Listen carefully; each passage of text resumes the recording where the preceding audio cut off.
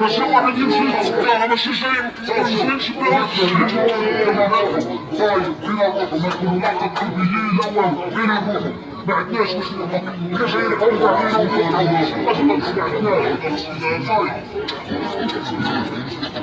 أسيدي أنا ما جايش لتونس أنا مطلق حضور عندي ما جايش أنا باش نسمع ما عليك قلت له أخويا ما يقدرش تقبلنيش اللي جاني عيطوا لي ما يقدرش أنا هادشي اللي كنعرف عادة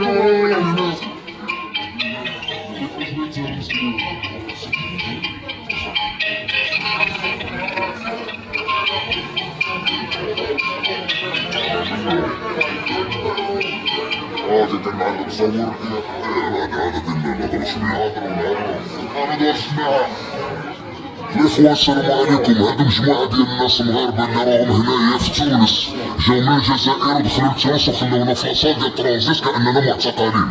ملي هضرنا مع السلطات التونسية قال لك هادشي هذا غادي نشوفو مع القنصل تاعكم، حنا ما عندناش النيمرو تاع القنصل. الله يجازيكم بخير وبارطاج على أوسع النطاق يوصل الميساج للقنصل. راه أكثر من 300 واحد هنايا وحنا في واحد الوضعية مزرية، الأرضية ما صالحاش حتى الكلب حاشاكم ما يجلس فيها. شوفوا الماء ديال الطواليت فين راه واصل والناس راه في جالسة، شوفوا الناس راهي فين ناعسة، شوفوا الناس راه 3 أيام وهي جالسة هنايا ودايرين في صالة فيها 100 متر دايرين فيها تقريبا واحد 400 تاع الناس.